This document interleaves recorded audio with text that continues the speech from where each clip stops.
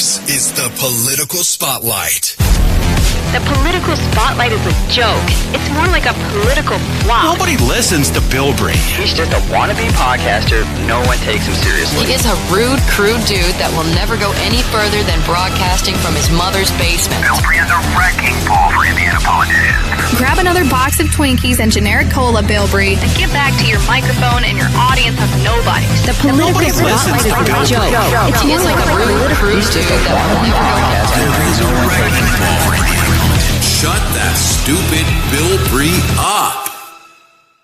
We're down to T-minus 2 days until I get that a final haircut. I think it's we are finally to the point where it's got to go because it's driving me crazy. It's giving me a headache at night when I'm laying on the pillow. That's when I know I have to stop being lazy and finally get it done. So for all of you out there worried about the luscious locks, they're going to go on Tuesday, ladies and gentlemen. It is Sunday night, and that means we are here. We are back for our regularly scheduled program, Sunday through Thursday, 5 nights a week at 9 p.m. But it seems like we were just here, right? Because, well, we were. We were just here last night. We weren't here Friday. We were supposed to be, but we weren't here Friday, and that was by somebody else's fault besides mine. I guess out there, I don't know what they're doing. I don't know if they hit a telephone pole or whatever, but we were without power for a little bit, so that threw us off. We will be here all of our days, God willing. We will be here tonight, tomorrow, on through Thursday. And then we also have candidate interviews lined up for Friday and Saturday as well. So we've got another full week. I'm starting to feel like Aldi Barber, working just every day. Sometimes I'll talk to him and he'll be like, I've been working for 3 months with no breaks. And I'm like, dude, what? Boy, those unions are great. No, I'm kidding. He's likes hiding away that money, I think. All right, so getting into it, ladies and gentlemen.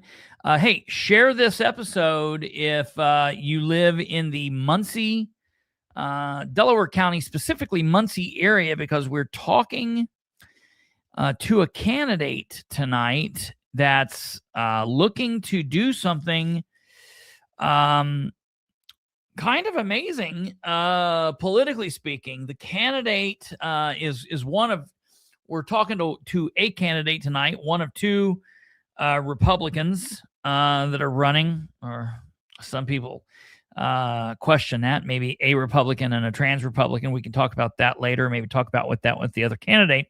That being said, at least on paper, two Republicans that are looking to recapture a seat, or maybe not recapture, maybe it's just capture a seat for the Republicans for the first time since 1994. How many of you remember back to 1994, which was the year that Fred Wenger left the Indiana State House, District 34, after a defeat? He had only served in that term for 1 2-year term. He was elected in 1992, served in 92, served 93, 94, essentially.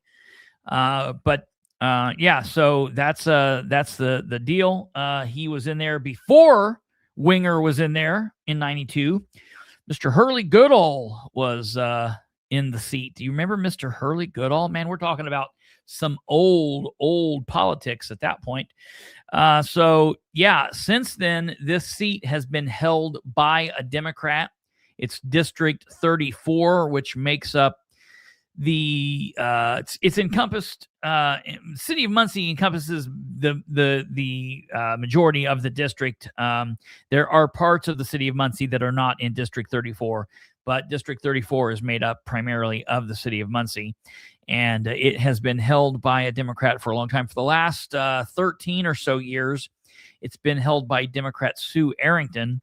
And she announced here just recently that she was not seeking re-election, and that kind of got everybody like, ooh, what's going to happen? So there was a Democrat that threw her hat in the ring, and I have a little bit of issue with that because that Democrat is already currently serving as a first-time candidate in a first term, and I kind of feel like she should finish that before she's moving on to higher office, but that's maybe for another show.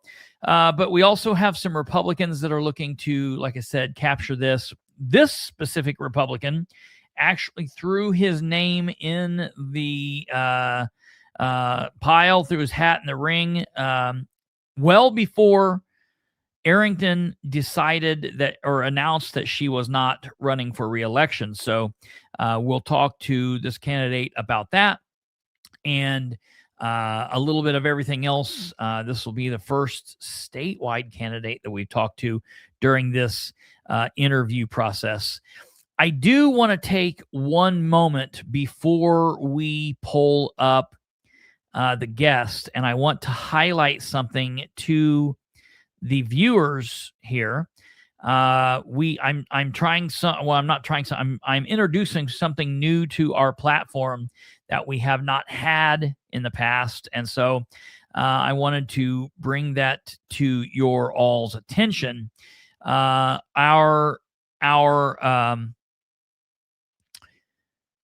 me pull this up here. When you go to our YouTube page, you will see, and I know that you're not going to be able to see this very well, but when you go to our YouTube and you look at YouTube, across the top, you have home, video, shorts, live, podcast, playlist. If you go to podcast or playlist, either one, it doesn't matter. Playlist, we'll click there. You see a couple different playlists. And for the longest time, we've had the same playlist. We've had the Political Spotlight show. That's the live nightly show, Sunday through Thursday. That's down here. We have a shorts section. We have live on location. That's when we go out to meetings and whatnot. We have anything that fits in video-wise under local, state, or national politics. Here, we have a specific playlist for Henry County, Indiana Sheriff John M. Sproles, and then we have the junk drawer. Well, last night I started a new playlist, which we're going to put in all of our candidate interviews. It's not going to be just any kind of interviews, like when we interview regular people, or if somebody is actually elected to office and we have that person on. Like, for example, we've interviewed Matt Kantz a couple times while he's been in office, and I don't include that here. These are just the places where you can go and see any of our candidate interviews all the way back from our very first one when we first started. So we don't have them all there yet, and this one won't be there yet, but hopefully after tonight, they will all be there. I went through this for the most of the night last night. So you will be able to see this. This is a new place on the show. So you will be able to go here and you will be able to see that. So just wanted to bring that to your all's attention. And the playlists are a good way to find other videos and things like that you might not have watched, or static videos.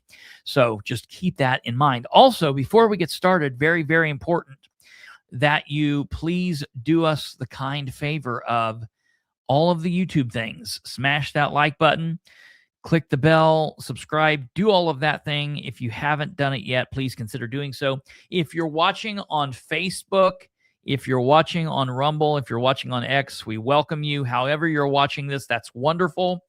We would highly recommend that you click over to the YouTube side, come over to the dark side on YouTube. That's probably one of the best ways that you can help us. We don't charge money for any of our product. We don't have a paywall. We don't do Patreon or anything like that. So that's where we are. But if you could go over there and help us with that, that would be fantastic. Subscribe, click the like. Even if you watch it someplace else, go just click the like button and then jump back to however you want to watch it. That would be so kind of you. And then lastly, before we pull the candidate up, I want to remind everybody tomorrow is going to be a busy day. We have the Sproul's Q&A, and because I was working on the thing, I did not get it posted. I will get it posted as soon as we leave the show. We have the Sproul's bingo. I have people that's going to help me get this out and spread this out. I'm going to post this everywhere in Henry County. We're going to put this everywhere. We're going to blanket it out there so you people can see this, and you will be able to play along tomorrow live. And we'll talk about that more at the end of this program, but I just wanted to remind everybody. So without further ado, ladies and gentlemen, we are going to go ahead and bring up our guest and get right into it. Mr. Randall McCallister. We're going to bring him up and see what's going on with his campaign. Randall, hello. Hey, how's it going this evening? All right. We're doing well. And how are you doing? Doing well. Good. Well, so as we do with everybody, we'll ask you just a quick bio. What are you doing here? Why are you running? And what's this all about? Yeah, so a little bit of background about me. I grew up in Blackford County, graduated from Blackford High School, lived in Parker City most of my life, and just a country guy, and just grew up being a farming kid, and really didn't get involved until about 2021. Okay. And that was because of the COVID stuff. Sure. I believe that our employers and the government was too involved into our lives and telling us what we can and can't do. I worked at Magna Powertrain at the time, and they were very invasive. If they tell you to quarantine, catch you at Walmart, they threaten to fire you, write you up. I think that's way too invasive. What? So that's what. Wait. So you're telling me if your company told you to quarantine, like meaning they wanted you to stay at home, and then you went to Walmart, that they would write you up? Yes, and that was our commissioner, Stephen Brand. That was the general manager at the time. Holy crap! That's insane. Exactly. And I've never heard that. I have not. I mean, I knew that they were doing a lot of things people are unhappy with, and of course, we have all heard the horror stories, of other things and closing churches down and things like that. But I had never heard that. Yep. That's crazy. Yeah, and that's just too invasive. I mean, you're already not paying us, sending us home, telling us, hey, gotta stay for 7, 14 days, 10 days. They changed it multiple times, and then they started if you was vaccinated, then you didn't need a quarantine. But since I wasn't vaccinated, I had to go home because a vaccinated person tested positive for COVID. So to me, that's insane. Everybody has the right to take the vaccine if they wanted to, but don't tell me I have to, especially if I'm not sick, and send me home and now Yeah. I can't make money and provide for myself. Yeah. So that really got me involved in politics and paying attention. Like, hey, the government's telling us to wear these masks all the time, shut us down for about 2 months. Now my employer is just telling me, hey, anytime you're around someone that has COVID, or you think you might be a close contact, we're going to send you home. Don't you go nowhere. Don't you leave your house, or you're going to lose your job. And that's just too invasive. Yeah. So that's what got me very active and wanting to bring in a change, because Republicans and Democrats, both sides of the aisle, were for the mask, for the vaccines. A lot of our representation didn't stand up against it, probably 90% of them, and wanted some real change. Yeah. So towards the end of COVID, I got involved with a group called Citizens Alliance. They were actually started 2016. They were helping on the campaign for Ron Paul, Okay. and so very liberty-minded guys. And Sure. got connected with them, and I was like, hey, I'm gonna leave Magna Powertrain. I want to see what the real political world is about. So I got deployed on like Congresswoman Nancy Mace. Okay. She's a strong patriot. She calls out both sides very often. And so I worked with her campaign, especially in the primaries, and to get voters active and get them back out to vote. So now, and then in 2024, I went and chased ballots, because Pennsylvania was one of the toughest states to win for the victory of President Trump. So my goal was to get involved, go to door, see what people are about, and really just energize the voters because the parties fell at it. They don't get out. They don't reach out to the voters. Right now, I have an issue with my own chairman keeping the voter data from me. Um, so how do we reach Republican-based voters if we can't even have access to the information and we don't engage them? Because you can send 100 mailers in the mail, the majority of them is going to get thrown in the trash. Sure. So going directly to the people, you understand what they want, what failures are going on in the community, and really like the voting centers now. Even me door knocking. Majority of people don't even understand what the new voting centers are. Yeah. They don't understand they can vote at any location. And that's been our party's failure by not connecting with voters and educating them. Yeah, that's interesting that you mentioned that. I'm I tend to be kind of very boomerish in my mind, in my train of thought on change. I'm not a big change person. And I remember I'm born and raised in Delaware County, lived in Muncie the majority of my life. I lived in Winchester and Randolph County for 10 years. And I remember when they were first going to the vote centers, I was adamant against it. And I went to an event, and the way they rolled it out was so much different than Delaware County, and it made sense to me. And it changed my mind. And I was in favor of the vote center because of the work that they did to the outreach and the change. And I think that they did a really good job.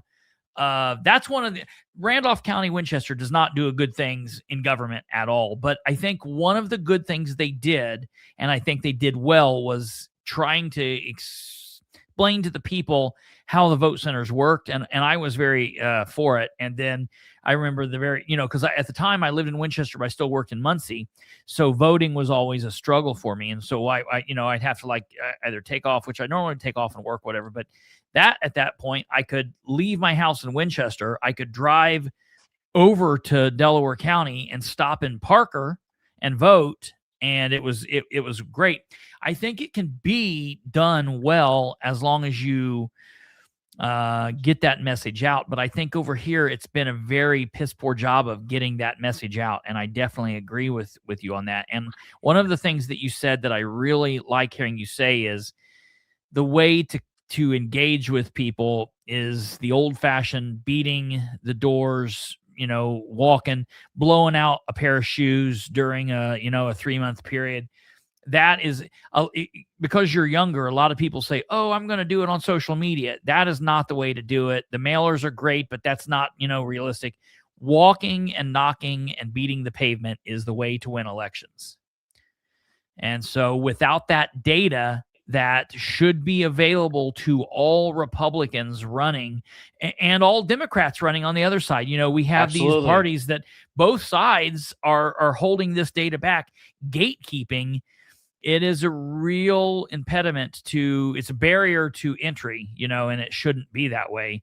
And I have a real big problem with that. So you filed, you filed about the same time everyone else did, but you announced that you were going to run over a year ago. So what kind of brought you back? Because you've been working kind of more of a national scene politically. What brought you back? First of all, I guess, what brought you to Muncie? Why from Blackford County to Delaware County? And then what made you decide to bring it back and start doing something here at the local level or state level rather? But, just those questions, however you want to take them. Yeah, so I moved to Muncie when I was like 18, 19. Okay. And it's because there's a lot more manufacturing in Muncie. There's Sure. a lot more jobs. Blackford County is a great place to grow up. But the jobs, you have to go out of Blackford County.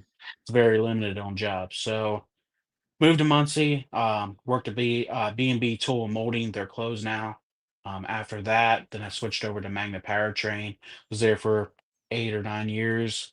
And then I just finally quit, started the COVID stuff, and just really not a big corporation guy. Felt like they was going too radical and too invasive.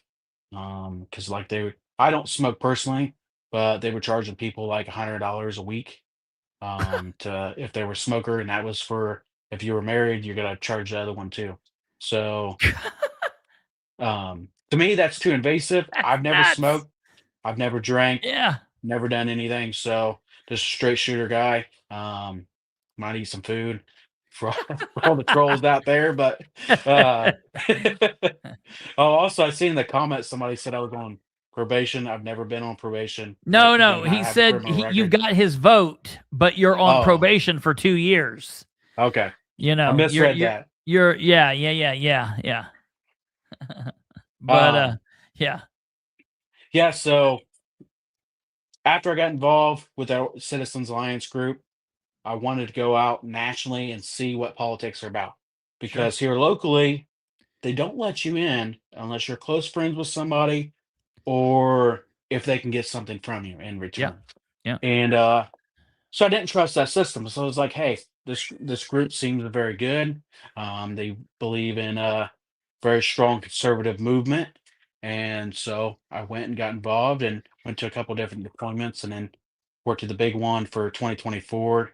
Um, and so it really got me a lot of information on how to engage voters, how to talk to voters at the door, and really how to listen and understand all aspects of people because every single person you talk to is going to have a different idea for the community and what matters to them most and what changes they want. And you have to be open minded to that. I've to even talked to lots of Democrats when I've been out there on door knocking, and actually very positive. Um, and that's good because as a state representative, you're not just going to have to represent, the Republicans. You have to represent your district and what they believe in, and you have to listen to both sides. I don't see a lot of that going on. I don't see Erickson doing that. I don't believe that Ivy would do that. I think they would just represent the parties, and it's uh, it's not representing people. It's just saying, "Hey, I'm the leader, and this is what we're gonna do." And Sure. that's where we're overly taxed, we're really controlled, um, and really we're not getting any results. It's the same system every single election cycle, and we need some real new generation leaders. That's why I entered the race about a year ago. Wanted to get out there, get my name out there, and but hey, there's a there's a new path to our district, and it is new leadership, a new representation. I really don't like to use the leadership Sure. role Yeah. because I'm not their boss. They're supposed to Yep. be my boss, Yep. so I'm their representative, and we need to make a change on that. A lot of Absolutely. people forget that. Yeah. Yeah. No, Um, that is very important. You go ahead. and yeah, so Um, got about a year ago and try to introduce myself to Tim Overton, who's the chairman. Let him know that, hey, I'm going to be entering this race. I'm going to be the candidate. It's the first one. And things were going well. But at the same time, I'm very new to the local party. And so they're not very trustworthy. And also, I don't owe any favors or anything to them. So it's like, hey, is he a guy that we're going to be able to control? Or is he going to be a very radical candidate? But at the end of the day, I look at it as I represent the Constitution and the people, not the party. I don't raise my hand and swear to the Republican Party, it's to the Constitution. Yeah. And so that's why I'm running because our representations aren't doing that. They're just representing the party and what the state house wants and to their bosses, and their bosses are actually supposed to be the people, Yeah. not to the speaker, any backdoor deals, or to their donors. I don't answer to no donors either. Majority of my campaign I've self-funded every day when I get off work, which I'm working in manufacturing now. But every day when I get off work, I knock until dark. That's 7 days a week.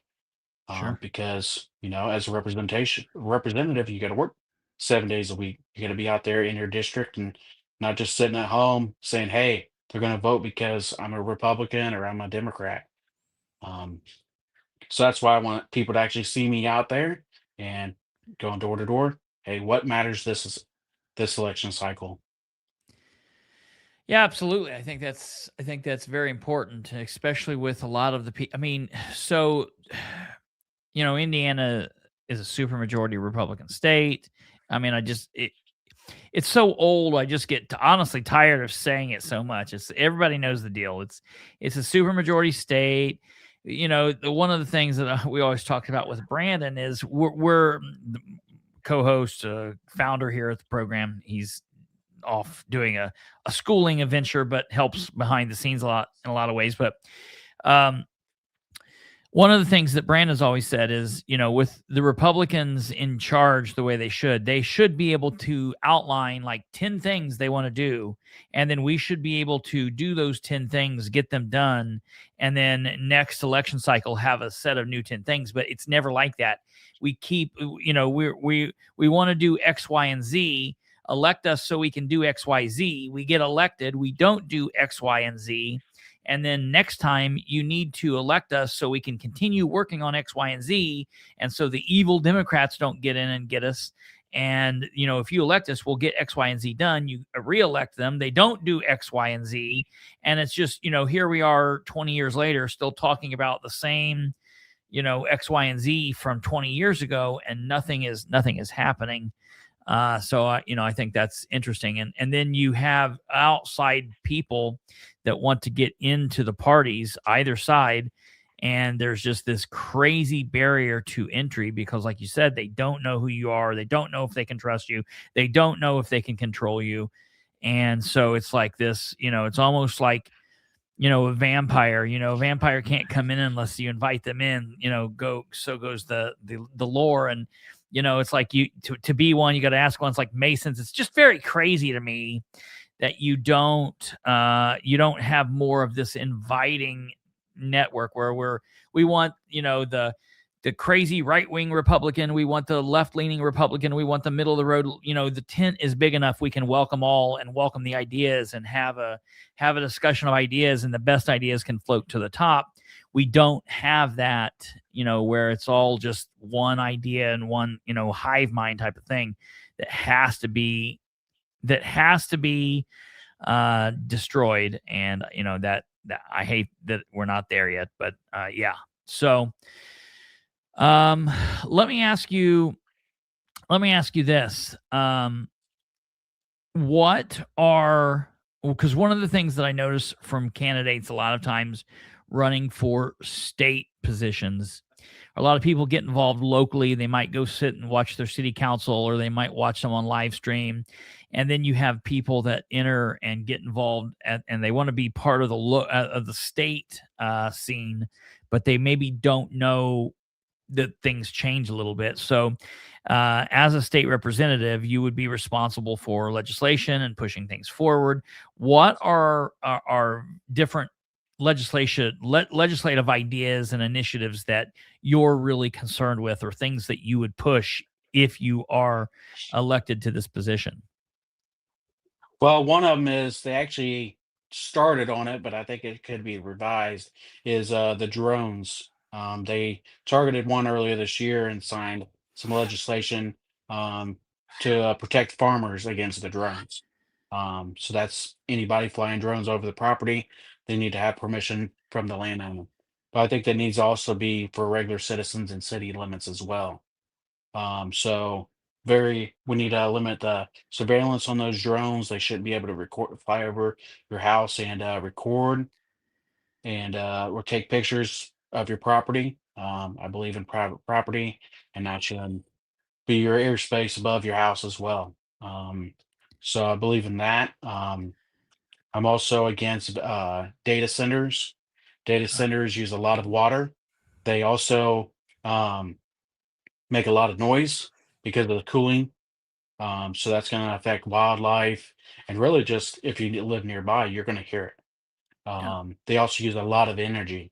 So if we're talking about lowering our electricity, then we're going to have to make sure that these companies are paying the bill, because they'll push it on to us to make up for that. So really, we don't need those in Indiana. I don't know where they want to take them, but I am completely against data centers in Indiana. I also think our solar industry, especially on solar fields, should not be on farmland. So if we're going to do it, it needs to be old property that's been abandoned that can't be used for anything else. But they won't do that because it costs some money. If they just get some farmland, they can go in there, make it flat and even, put them down, and leave. And a lot of those contractors also are coming out of state, so you're not hiring for people from in the state. So they're just putting them up and then leaving town. And then what's going to happen in 40 years to that land, or 50 years? It's going to be abandoned and not usable again for at least 100 years. Yeah. So there's a couple. I also believe that we need to make sure that the COVID mandates do not come back. We need to protect um, citizens from their employer and from the government. So because employers, they can say you're at will. So there's not really any protection for the employee. It's like, hey, these are requirements. If you want to work here, this is what you have to have. And we need to have a stronger medical freedom stance. You shouldn't have to say, hey, I have a religious exemption. Just say, hey, if I don't want to have it, I shouldn't have to have it. Yeah. Then I believe that we need better legislation on protecting kids in the foster care system, but also parents' rights as well. Because, I could call up and say, hey, so and so is doing something wrong and I just don't like the person. And you can keep calling anonymous. And now, the Department of Child Services showing up to their homes almost daily. And these people have to open up their home to be searched, and a lot of people don't know their rights. So I believe the Department of Child Services should let them know their rights, and give them a better path to get some legal representation as well. That way you don't just open up your house and keep going through it for weeks, if not months. And because they should have to prove that you're doing something wrong. You shouldn't have to prove to them that you're not. Yeah. Yeah. Yeah. So, okay. Let me see here what we've got. We have a question. How will you make public schools better? What will you do legislative wise to work to help public education? Well, it's not money. I think we've already dumped enough money into the education system. Yeah, man. I believe it's more hands-on stuff, especially with technology advancing. They're going to be removing a lot of jobs. Employers can do a lot of things. You go through a lot of restaurants now, and AI is taking your order. So we need to really get people to be able to build things and make things, and actually more hands-on experience. I think we fell on that. I know when I grew up, I was able to build a shed at school. I don't know how many schools actually do that now. So really, I believe that our education's just failing because it's all on the computer. 5 minutes they can have an answer to all their questions, but are we really educating them? Sure. Especially during the COVID times, kids didn't get an education for a year or more, so they're already behind. It's kids that don't even know cursive. So we need to really be pushing the school system to do more education instead of just here's the electronics, here's the questions, and go answer them. So it's not really, I'd say, legislative thing. I think it's more of get the big government especially, out of schools and actually let the teachers teach, and stop controlling the teachers and the parents, and just educate the kids. So Absolutely. Because we are a major defender of the First Amendment here, I want to ask you this question. This is I think I know who this is. I always get confused who this is, but we don't censor anyone here, so I do want to ask you about this, and you can answer this. Maybe you do or don't know what this is about, but we have a commenter that says, does his version of listening to people include running around harassing people while they're exercising their constitutional rights? Seems to be. I don't know if you're aware. I don't know what that is. I have no reference to, idea. but I've not I've not even had a bad conversation with a single voter, so I'm not real sure what they're talking about. Okay. And I've not silenced anybody on social media. I've, at the door, not silenced anybody. I actually listen to them, even if, if they're anti-Trump. This isn't even a campaign about Trump. Trump's not even involved with the district, especially at the state. Um, you know, so you might be supporting Alexander, but he's not going to support a state race. Sure. So, not really sure what they're talking about. Okay. But you can give me a call. Anybody wants to give me a call and you got a question, think I'm silencing you? Well, here's my phone number. It's 765-702-1458. I'll get back to you as soon as I can, and it's my direct number. Okay. We also, for any, and we're not done yet, but for anybody that wants to get in contact with Randall, his email is on the screen. I think Kate's also put up his Facebook page, and you have a website as well, right? Yes, it's that McCallister34.com. Okay, she's got his website up there, and then he also has a campaign Facebook page. So pretty much like everybody else that we've talked to, he has ways for the public to access him, and they can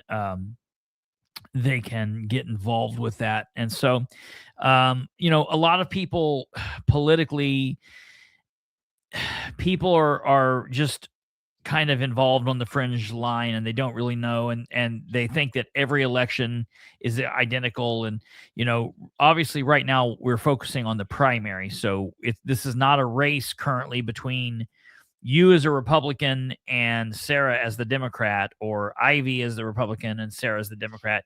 Right now the primary is between, well, on the other side there is no primary race, there's only one candidate. But for the Republicans, it's a race between you and Ivy. So talk a little bit about this race, because at the beginning there was kind of some chaos around, who was running, who wasn't running. At one point, the principal for Central got involved, and then he was not involved. The chairman of the party got involved. What's your thoughts on all of that? Specifically because you've been talking to the party for over a year about running, so I'm definitely not somebody that says, hey, first come, first serve. I'm fine with everybody running, and anybody who is legally qualified to run should be able to run. But, what was with all the chaos around the initial filing point here? Yeah, so it started off with me getting contacted and told that Ivy was going to enter the race, which was, great. I know a little bit about Ivy, but I don't like him politically, and I don't think he would actually represent with conservative ideas. And also, I don't think he'd represent the people. I think he's more controllable.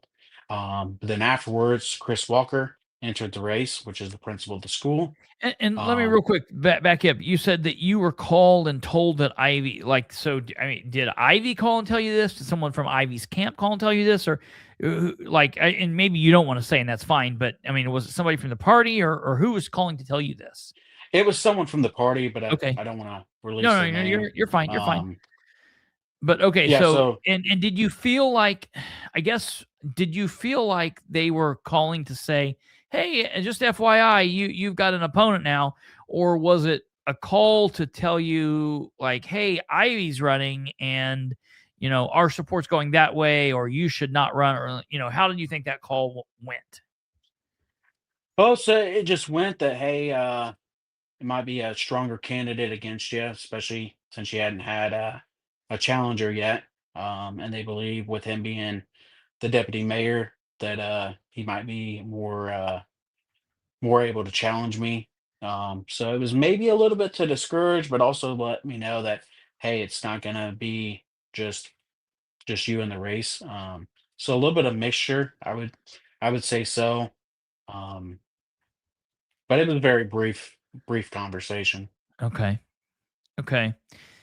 And so then, okay, now going forward, now then you said after that, then that's when Chris Walker entered the race. Right. And I had been told, so let me tell you, let me start with what I had heard. So I knew back last year I had heard maybe not from you, but I had heard from and I want to set the record straight here. This is the first time you and I have actually had a lengthy conversation face to face. You know, we know of each other, but don't know each other. And so I had heard from other folks that you were going to run, or that you had, stated that you wanted to run and that you were gearing up to run.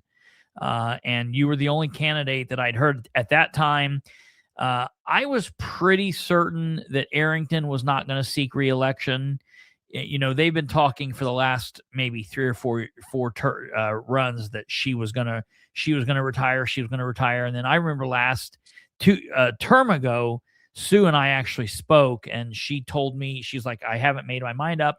I'll let you know when I do. And she, true to her word, she did message me and tell me that, okay, I am going to run again. And then this time I pretty much felt like, okay, she's done. So I knew that you were out there, but I had heard probably about the same time I heard about you that there were people. I'm just going to say that the first name besides yours I heard was that the mayor of Muncie, Dan Ridenhour, was floating running Ted Baker. And I don't know if people know that name or don't know that name, Ted Baker is the president of the Muncie Board of Works. We call him Mr. Fun around here. He's the guy that speaks during the public Board of Works meetings and hits his hand on the desk at the end of each meeting. That's Ted Baker. And I had heard just point blank that Ted had decided to turn that down because he was concerned about financial information getting out. He didn't want talk of his bankruptcies and things to get out. So he had basically turned that down. Then the next thing I heard was that Mayor Ridenhour was floating the name of Chris Walker. And that was interesting to me because I know of Chris. I don't know him personally, but I know that Chris is a pretty stand-up guy, but I know that he's not specifically he's not like hardcore Republican. I've always considered him more to the middle, if not a little bit more to the left. And I was pretty sure that in order to run him, they would have to sign off, that there would be an issue. So that when I heard that he just filed and had not had that sign off, I was rather shocked. So then that brings us up now. Okay, you go from there. So you got that call about Ivy. Then you heard that Chris was running. Okay, now you take over from there. Yeah. So once I learned that Chris Walker was running, wanted to pull his voting record, which just shows which primaries or generals he had voted in. And his voting record in primaries is not very good. And in Indiana, you have to have 2 consistent Republican or Democrat primaries to be on whichever ballot. So he did not have those. He did not meet those. So I challenged him, and then he withdrew from the race after being challenged. Okay. So at the same time, Tim had called me and told me that he has entered the race now. And this was Wait, just who did? Tim Overton. Tim Overton, the Republican Party chairman. Correct. Okay. And so it was probably 5-6 o'clock that evening after he filed. This is after we had been talking for several months, over 6 months, and he just let me know after he filed that, hey, I'm your opponent now. After I was trying to work with him, work with the party, and really, my goal was not to just run for state representative, but I actually wanted to engage our voters because Delaware County has the lowest turnout. Yes. And that's because we don't reach our base. We just kind of think, hey, the same old crew will show up, and that's not how we're going to get change. That's not how we're going to get results. And a lot of people don't know when the primary elections are, or who's on the ballot. So they'll just not show up. They don't know when early voting is. They don't know where to go vote. So Sam and I didn't see eye to eye on that. He also refused the voter data. So now he was my opponent. So now he has all the voter data, all the access to it, all the information, and now I have a couple other opponents as well. But it was not, in my opinion, a serious race. It was just to break up the votes. So if we only have 2,500 Republicans, four ways, whoever gets the most would be the winner. And I think a lot of that was a take from me and Chris Walker, so that they can get their pick, or at least Tim can get his pick for Ivy. Um, and I don't think that's fair to do to voters, especially if you're not running a fair campaign. You're just trying to confuse voters and break up the votes. Because if you're going to run for office, you need to be serious about it, because you're going to be representing not just Delaware County but the whole state. And what you vote on is going to change the entire state, according to the issue. But so then after Walker withdrew, then Tim withdrew. Okay. Within like 24 hours, Yeah. Tim withdrew as well. So now that just leaves me and Ivy. There's actually some voters that still think the principal is in the race, which is very interesting. But it was in the local paper, but they never said, "Hey, he withdrew from the race or was challenged." I Same always thing think with that's interesting when they do that. It's kind of like when somebody gets arrested for something heinous, but then and that's in the paper and that's everywhere, but then they never say, oh, by the way, no charges were ever filed, or this person was defeated these charges. It's just they've rung that bell and they've made that announcement out there, but they say that they're running, but then there's never really any follow-up to, oh, by the way, they withdrew, they're not running, that whatever. And that's kind of an interesting situation. Yeah, it throws off the voters. Definitely. And as a chairman, he's supposed to be neutral until after the primary. So for him to enter the race and then leave the race and then tell all candidates supposedly that none can have the voter data, it's like, are you actually being fair? And as the chairman, we're supposed to trust you, and you're not doing it. And I hope Tim is watching this, but it's very upsetting to not just me but a lot of people in the community, because I've let him know that this has happened, and we shouldn't have that. This is failures of the party, and how are we going to make real changes if you control everything in the background? It's not fair. Yeah, absolutely. So, and when you're out, I mean, we are what, 3 weeks away, 2.5 weeks away from Yeah, 2.5 weeks. from the race. Obviously, early voting is outgoing. What are you hearing from the citizens that you are talking to door to door? The specific citizens out there, whether they're Republican or Democrat, just the hardworking men and women of Muncie that you're talking to. What are you finding that they are most concerned with? That's their biggest issues. Well, some of the big issues is the housing cost in the community, especially rentals, has drastically went up.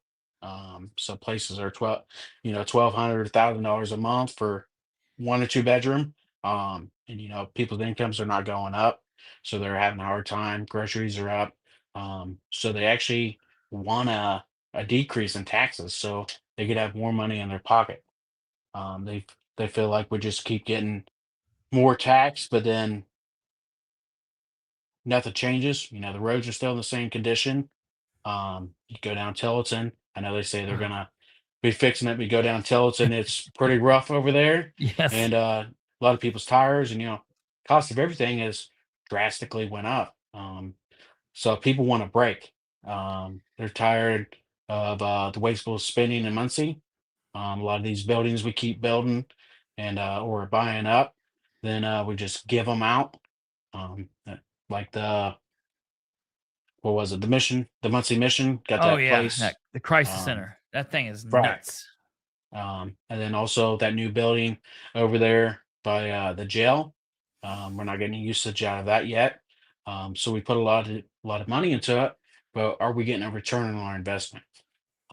So people actually want if you're going to do something with our taxpayer dollars, they want it to benefit them and the community. They don't want just some contractor get their money and leave, and then we set a building empty. They wanted the roads fixed. So if you're going to increase our taxes, then we want the roads fixed. We want to see actually results. And they see that both sides of the aisle. I've heard Republicans say it, Democrats say it. They actually want to see results. They're tired of the promises never being kept, and like toll roads. We're our governor just approved the toll roads, waiting on the federal government to approve it, and those are going to be private roads. So a private company is going to own those. So where's the taxpayers getting a break on that? So now if you drive across the state, going in Indianapolis or into Ohio or Illinois, you're gonna have to pay more tax or tolls. Yeah. That's a huge deal. Also, the homelessness issue in our community is getting worse, especially down by Whitewater River. So we have a lot of people camping out there. I believe that ARC is really trying to do a good program and help those folks, but we also have a lot of needles and drugs that are going throughout the river, and it's not real safe for our kids and for the community. A kid pick those up, and especially a needle, they could really get hurt or get a disease, or maybe there's an actual drug in it. So Sure. we need to keep it clean. I think our parks department could do a better job on keeping that cleaned up and pushing those folks out of there. I don't believe that we should be arresting those folks. I think we should try to give them some assistance to get some housing, but I don't think that arresting those folks will make a better impact, because now they're going to have a criminal record if they didn't have one before. It's going to be harder for them to get a job. So really, we need to focus on if they have a mental health issue. Because like for me, for example, I have a brother that has schizophrenia, and if he goes off his medication, it could take him a couple months to be seen locally. So that's not good as well. I think if people are going through a mental health crisis, we need to get them in and seen immediately. That'll affect our drugs, because maybe they're doing it because they're depressed or having suicidal thoughts, and they just use that to subdue those. Um, so maybe if we can get them some assistance earlier instead of Sure. waiting so long, maybe it can decrease those problems. Some are gonna make that choice no matter what, but at least we're, as a community, trying to get them the assistance they need. Yeah. Um, but John, those folks is not gonna make it better. Absolutely. um, so another big question that's been kind of on everybody's mind, specifically in Muncie over the last couple of weeks, has been this issue with the water. And I understand that the water companies come out and said, hey, everything's fine. This is just generally what happens in the spring if we have a big runoff and we have a lot of rain, yada, yada, yada. It does this all the time. They're coming out saying it's safe. The city's coming out saying it's safe. The city's coming out telling everybody they're fat, dumb, and mentally ill, and you shouldn't concern yourself with it, because if you're in McDonald's, you shouldn't give a shit about the taste of the water. Things. I mean, the city is all over the map with what they're saying, I guess. And so I guess my question is, whether Muncie is an issue or not, I will tell you, around the state of Indiana, specifically around this district, over into Madison County specifically, I know there's been issues up in Blackford County and around. There have been a lot of issues with water and water safety, water concerns. This is going to be a thing that I think the politicians in Indiana, specifically locally, but at the state level, we're going to have to start talking about, what say you about that? Is there anything that you think that you can do with this if you're elected, or what are your thoughts about the water issue? Well, I don't think that the mayor made anything better by just drinking the water and saying it's safe. So we need to really prove it to the citizens. So, go throughout the district and throughout Muncie, and every neighborhood or within certain precincts of it, take random samples and send those out to a private company and have them all tested and say these are the results, and also show, because people might not understand the results if they look at it on paper. So kind of break it down so people understand what these results are saying, what's good about it, what can be improved. Um, so I think by doing that could make more people comfortable, and maybe it's just certain areas that are having an issue with their water. I'm not sure exactly. I don't drink the water personally. I drink bottled water, Yeah, but I have seen a difference of it. It is my neighbors as well. Everybody, pretty much everybody in Muncie has seen the difference in our water. I'm not really sure. sure what it is, but I think some testing would give some comfort to the community. Um, so maybe that could be a more of a requirement is for a public record to hey, every month or every couple months we're going to send out a sample in certain neighborhoods, and these are the results. That way the public can know all the time what's going on with their water, what it's used, or what's in their water. um, Certainly. so I'm not sure at the state house what we could do, but I think the city council or something could make a difference in that. Something with it. Yeah, sure. So another question here, and I mean, I think this is a legitimate question that all elected officials have to deal with at some point. Their hopes and dreams versus their stances and their beliefs. Oops, sorry, I didn't see you were back there. I thought you stepped away. That was my fault. How do you reconcile the cost of the programs to fix the issues that you're bringing up if your focus is reducing taxes? Well, we need to cut back on staff. I think we have too many people on payroll.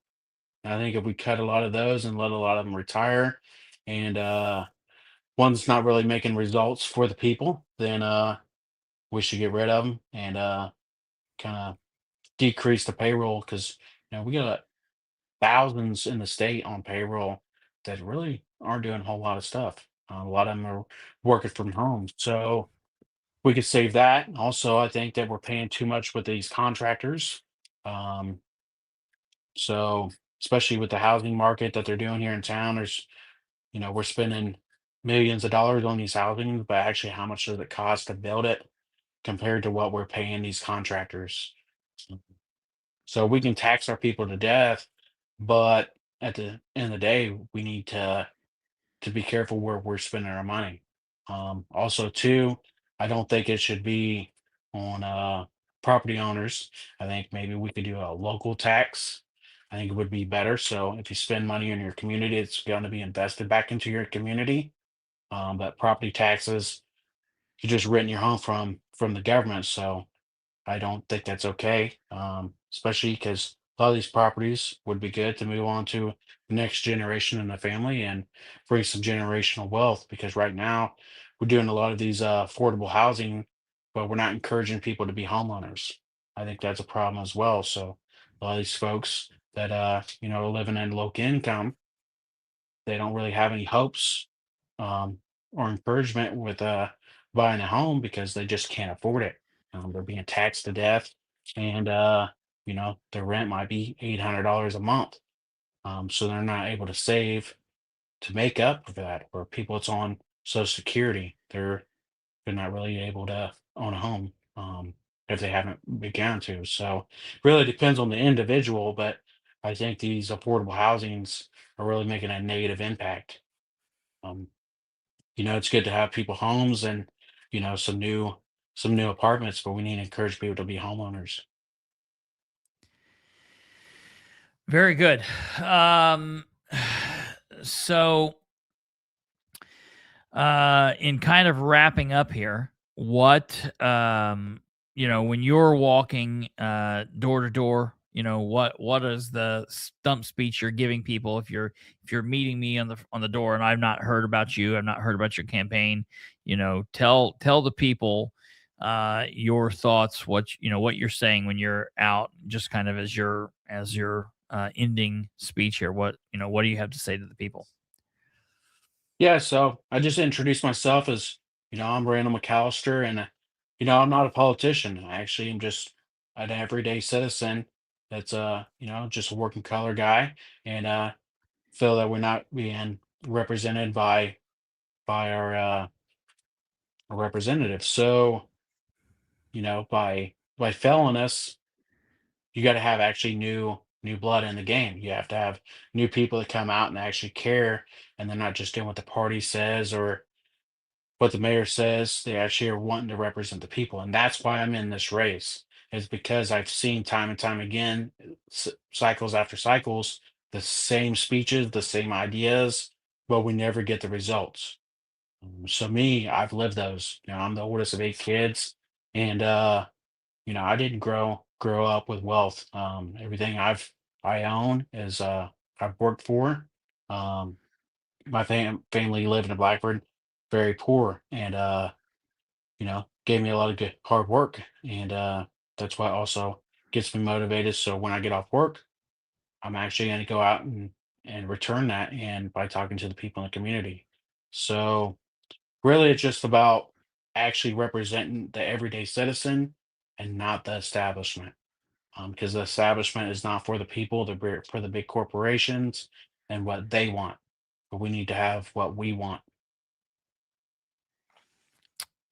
Very good. I would ask that you make sure if you pass on through the May primary, and if you are fortunate enough to win this election, I'm going to say this to all of you, as well as pretty much all the other candidates that I'm interviewing. I hope that you continue being willing to talk and be open. Specifically, a lot of folks, when they go to the state house, they forget what it's like to be able to communicate. Even when if you've done something that maybe I or others disagree with, it's always better to communicate that rather than to just bury your head in the sand. I feel like that's where a lot of the problems begin. And I hope that you are going to continue being willing to communicate and talk with myself and others, depending on what the issue is. Just be forthright with us and let us know what's going on, because I feel like a lot of people at the state house just refuse to talk. They'll spend the time going to these third house legislative updates where they get to run the message. But then when it gets to the end of the meeting where citizens can talk, they're like, oh, well, I got to go. And that's just not a way. That's, it's in the name, representative for half of you, So I hope that you keep that mentality, and maybe you can do something to help spread that amongst your other representatives. Yeah, and one other thing to add to that Sure. is a lot of people talk about these 20, 30 years of experience. And at the end of the day, they get elected and you get the same results. So we need actually everyday citizens to be in office and not these people that have 20, 30 years experience, because they might, but then their voting record may be horrible. And that's what we've been seeing across the country, not just in Indiana, but across the country. That's why we get billions of dollars wastefully spent around the world and in our country. So we need to have the everyday citizens get in there and take out the parties, peacefully, and show up and mass and elect people that actually are going to represent the people and not just their establishment and their big donors. Because I don't want any big donors. Um, I just want to actually run to represent the people. I'm not going to be bought and paid for. I don't owe anybody any favors. So in the primary, it's going to be, hey, this guy's experience, or I can have someone that is actually going to represent the people. Because experience doesn't always matter if they're not actually going to represent the people, and their voting record might be terrible. So, according to their history and what they've done. So, Well, and in all fairness, none of you, Ivy nor Sarah, have been state representatives in the past. So Correct. As far as representatives, I mean, I know Sarah has been a city councilor, but that's wildly different from what it would be doing at the state house. So none of you are really coming from the standpoint of experience. While there might be different levels of experience within government, like you're saying, I don't know necessarily that means anything. It's certainly not what the founding fathers had planned when they designed, our system of government. So, I wish you luck. Obviously, like everyone else, if you are successful through the primary, you will be invited back in the fall, and we would like to talk with you. You're welcome on here anytime. If you have anything that you need to get out or help spread the word, you're welcome back anytime, and we will look forward to talking to you if you are successful in May. Appreciate it. And just a reminder, everybody, that the primary election day is on May 5th. And at the voting centers, you can vote at any location. So not just the previous years that you had voted, but you can actually vote at any of them. Also, make sure that the current, if you do go to vote, make sure that the one you went to in the past is still a voter center or a Yes. voting location, because some of those was removed. So please, if you show up to a location and it's not open, that's because it's not a voting location anymore. Please go to another one. Every vote counts. This is Republican, Democrat. I don't care. I want you to turn out, because this is how we see what the people actually represent. And also, in the primaries, you're picking actual candidates that represent your values, because you're voting a Democrat ticket or a Republican ticket, and then we can move forward into the general. But the primaries, in my opinion, are the most important, because you have multiple Republicans that are run for a seat or multiple Democrats that are run for the seat, and you want to vote for the one that represents your most values. So not just say, hey, they're a Republican, so they have my vote, or they're a Democrat, they have my vote. If they have a challenger, look into all of them and see if they represent your values. Absolutely. Very good. Well, I appreciate it, Randall, and we will talk with you again. Yep. Have a great night. All right. Thank you. Ladies and gentlemen, that was Mr. Randall McCallister, running for Indiana State Representative District 34. And like I said, his opponent is Richard Ivey, the former deputy mayor of the city of Muncie. He's currently the HR director, I think, for the Muncie Sanitary District. So that's there. And then they have a challenger on the other side. The winner of Ivey or McCallister will face off with Sarah Gullion, who is currently a paralegal and is a Muncie city councilor for District 4. So that'll be an interesting race to see what happens in November, depending on who wins the primary in May. Now, the early voting, I do want to talk about this for a second, because early voting is opening. And as Delaware County Advocate has said here, the only place that you can currently vote, if you go and you want to vote early, like say you're planning to go tomorrow, you can go and vote early, essentially tomorrow, Monday the 20th, through Friday. If you're going to go vote Monday through Friday, you have to go to the Delaware County building downtown, not the Justice Center, not where the clerk's office actually is, but the old Delaware County building downtown at 100 West Washington Street. There at the corner of Washington and Walnut, Jackson and Walnut, Maine, or Maine and Walnut, right there. The old Delaware County building where you pay your taxes. You can go down there between like 8:30 and 4, I think, 4:30, something like that.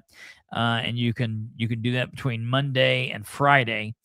Then next week, you'll do that Monday through Friday. However, then on Saturday, you can go to the Delaware County Fairgrounds on Saturday, and you can do that. Excuse me. You can do that. You can go to the fairgrounds this Saturday and the 2nd.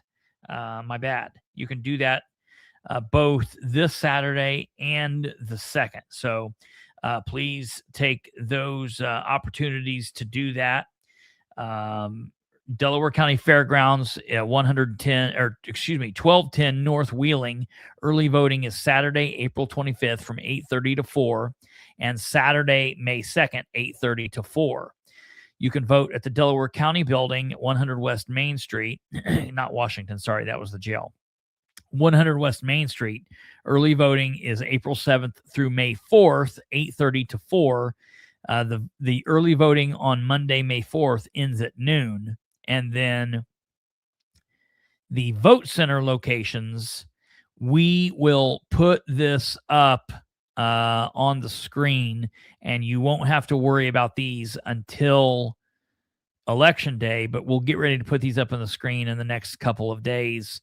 But there are several of these, and if you live anywhere in Delaware County, you can go to any of them in Delaware County. You could live in Eaton. You could go vote in Daleville. You could live in Muncie. You could go vote in Gaston. Wherever is better for you to vote, you can go vote. We'll put that up on the screen, and we'll put that. Yeah, it's West Main. West Main. The sheriff's department, the old sheriff's department used to be 100 West Washington. Prosecutor's office. I forgot. Anyways, so it's the old county building downtown. That's where you can go vote early, and we'll get that up on the screen. I also want to let you guys know for tomorrow. Tomorrow night, is it 6 or 6:30, Kate? I think it's at 6. I think it's at 6 o'clock. Anyways, I want to put this out there for everybody. Anybody specifically from the Henry County area, or anybody that is specifically interested in playing along with the Sproles deal, John Sproles, Henry County Sheriff, will have it's 6 o'clock. We'll have a live Q&A session on his Facebook page. Okay. We are going to live stream that event here on this channel. However, it's really a time where you're going to need to have like 2 devices open, like your laptop and your phone, because if you're going to want to answer, if you're going to want to ask questions, you're going to want to be in his Facebook video. And if you want to play along, we will be running a Sproles bingo card, and I'm getting ready to put this out on social media. This will be placed in his live Q&A, and we're going to put it everywhere you are so people can see this. We can play along with this. This is just kind of for fun. If he says any of these words, you get to mark it off, do your thing. This should be a fun little event, and we're going to see what happens here. So please grab a card and play along. I'm getting ready to post that out on social media as soon as I get off of this program. And so we'll get that done, and we'll get that uploaded for you. And we will be live streaming that tomorrow at 6 p.m. And then so that'll be, you can be able to find that here, but you'll also need to be on his live Facebook page. We had people who were putting the questions in our show last time, and that's fine. You can do that, but he's not going to see them. You need to be on his Facebook to put the questions in. Then tomorrow at 9 p.m., we're going to have David Williams on, not the sheriff's candidate, but the David Williams who's generally in the comments here, my nephew. He's not really my nephew. We're related somehow, but he's not my nephew. Right there. Vote Randall. Ivy's a trans Republican. David Williams is there. He will be up tomorrow. He is running for Delaware County Council. It's going to be a fun interview with David Williams. He's a jokester, so that should be a good time. And then after David's interview, we will talk about the whole Sproles deal, and we'll talk about, what he did and did not accomplish. We're also working on a couple of things in connection with Sproles, with the kind of refuting some things that he said. I'm working on a couple of things with records from the city of Muncie and doing a couple of other things. So that's important. And we hopefully will be getting some records back this week. So I'll let you know. Now, before we roll, it's going to be an early Sunday because we don't really have much. There's been a lot of stuff going on, but we're kind of in the hurry up and wait period as far as it goes with some record requests and some other things. So there's not much to talk about. I know that there are several of you, or well, at least two of you, that are wanting to see the mascot. So give me 1 second here, and I need to, oops, what did I do there? Give me 1 second here, and we will bring the mascot on. I don't know if Mary is still here. Mary Lamb. Is Mary Lamb still here? Rachel, find out if Mary's still here, and I will get this critter in here. Give me 1 second. Is this David Williams a cop? No, this David Williams is not a cop. That's the other David Williams running for sheriff. That David Williams is a deputy. This David Williams is not a cop. We'll be right back.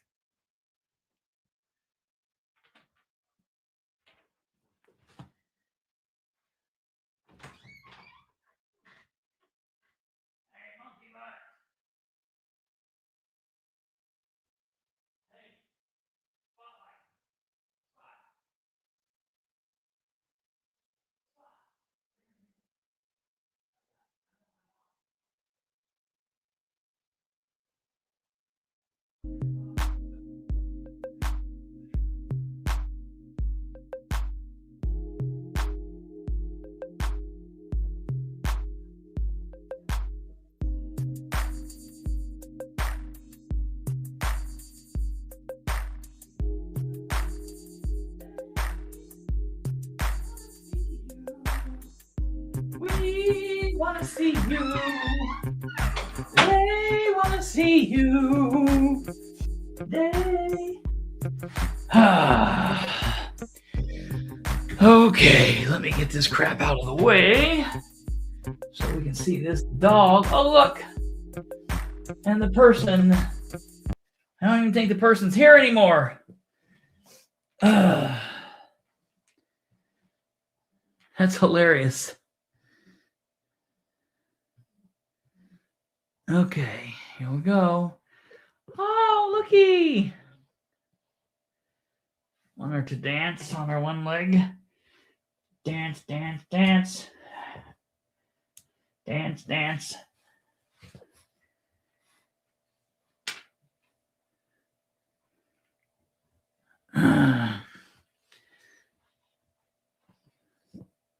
You're not my uncle. I'm your uncle. You're my nephew. That's what you're in my phone as. You're in my phone as nephew Dave. David. Nephew David. Talk.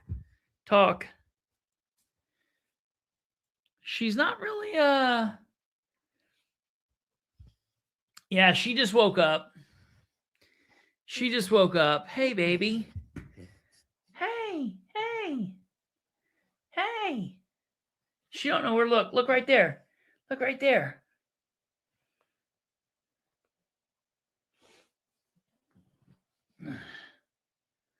Baby. I'm going to throw you down. Oh, yeah. She is oh, yeah. She laid right back down. She laid right down on the floor. Right there. Mary, do me a favor. Mary, what you need to do when you get a chance is you need to text me at that number. If you text me, I will send you pictures from time to time. If you want me to do that, I can send you. We've got some great pictures. I've got some great pictures and video of her out here playing with her. Well, she did have a sister dog for a little bit, but that sister dog is gone. So she's gone. So she's now got the whole, roost of the house, basically. It's whole run of the house. I don't know what I was trying to say. She's got the whole run. She's pretty much getting maximum love.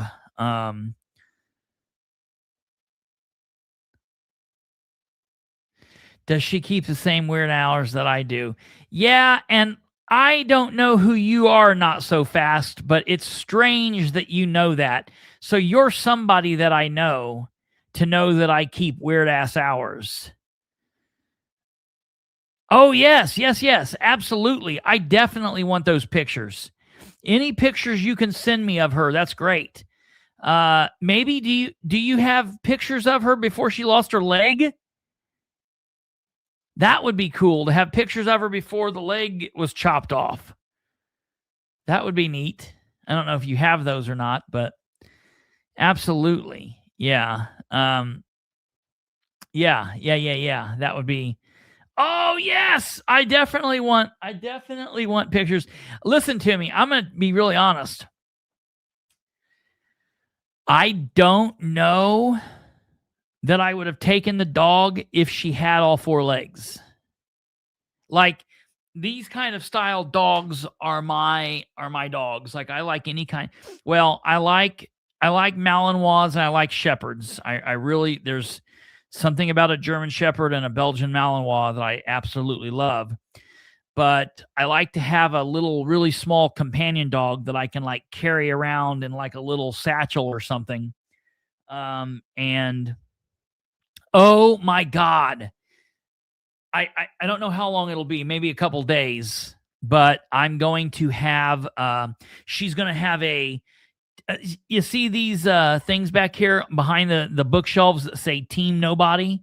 She's going to have a bandana that says Team Nobody, the political spotlight. We're working on that. My mother is making her one of those. So that'll be fantastic. But I like a big dog, but I always like a little companion dog. And for all of the little companion dogs I've ever had, they've always had smashed faces.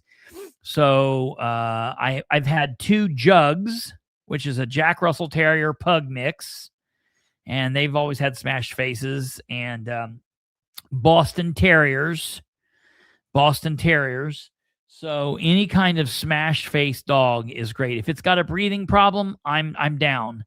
I would never breed a dog because I don't want to breed a breathing problem into a dog. But if there's dogs out in the world that has a breathing problem, I'm here. I'm here. So yeah, absolutely. Yep. She's just laying down there. She must have been right in the middle of a nap when I got her, but all right. That's it. If you send me your information, we can trade back and forth pictures. It's going to be great. You guys have been great. Thank you for watching the interview tonight. We will be back tomorrow with David Williams, and that'll be that. Yes. Oh yeah. I say that she snores when she's awake. She snores when she's asleep. And the only time that there's really a problem is when she goes quiet. I'm like, did you die? You just got quiet. Did you die? I have a little bed thing over here where she sleeps when she's down here with me. But she was upstairs being loved while the show was going on earlier. So, all right, you guys, thank you very much. Tune in tomorrow at 6 p.m. for the Sproles deal.